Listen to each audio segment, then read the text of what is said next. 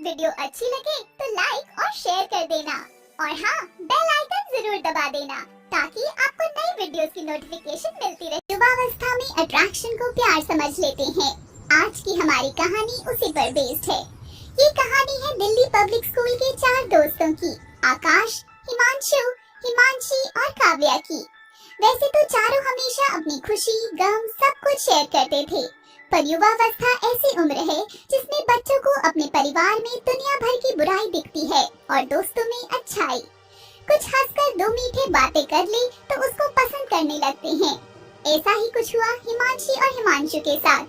एक दूसरे का होमवर्क करवाते हुए, पढ़ाई में मदद करते हुए वो दोनों कब एक दूसरे को पसंद करने लगे उन्हें पता भी नहीं चला और आंखों ही आंखों में प्यार का इजहार भी हो गया।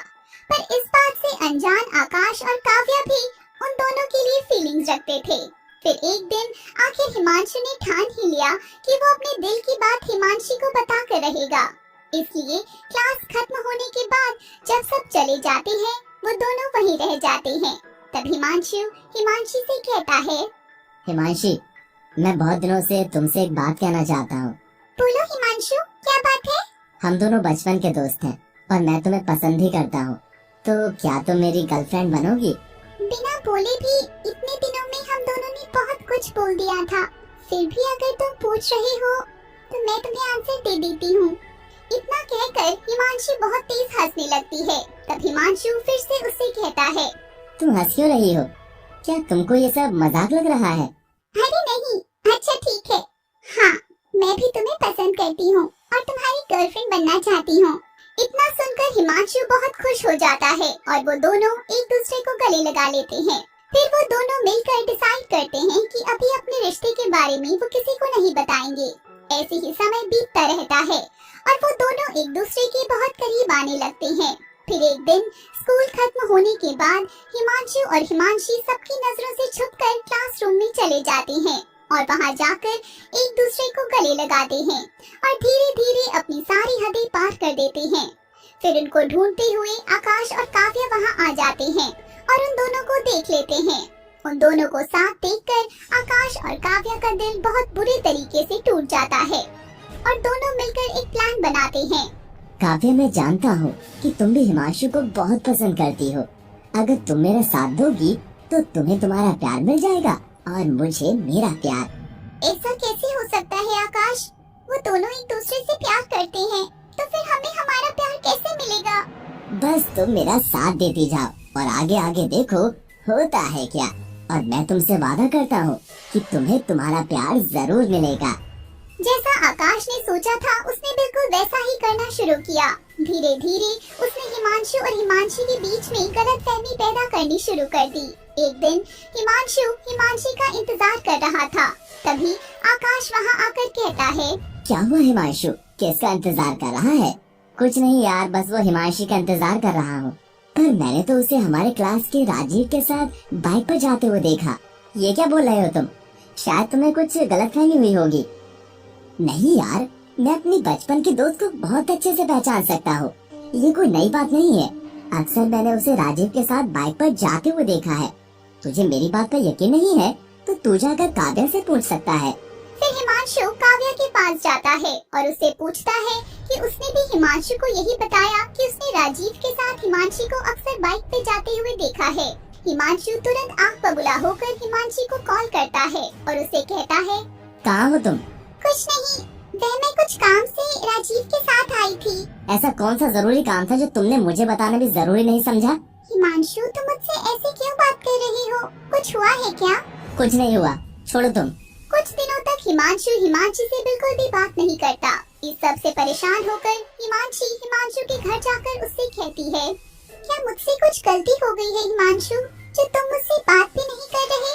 मुझे ये जानना है कि तुम राजीव के साथ बाइक पर क्यों गई थी? मुझे काव्या ने बोला था राजीव के साथ जाने के लिए। उसको राजीव से कुछ बात करनी थी तो मैं उसकी मदद कर रही थी। हिमांशी, तुम कब से झूठ बोलने लगी हो? काव्या तो वहाँ मेरे साथ ही थी। अगर उसको राजीव से कुछ काम होता तो खुद ही राजीव से कह देती। वैसे भी अब इस झूठ के बाद मुझे नहीं लगता कि मैं तुम्हारे साथ रह पाऊंगा। हमें अपना रिश्ता यहीं खत्म कर देना चाहिए। हिमांशु, बिना सच जाने तुम इतना बड़ा फैसला कैसे ले सकते हो? ऐसा ना हो कि आगे जाकर तुम्हें बहुत पछताना पड़े। और किसी भी रिश्ते में अगर प्यार और भरोसा ना हो तो वो रिश्ते ज्यादा दिन नहीं चल सकते। और हमारे रिश्ते में भी भरोसा खत्म हो चुका है।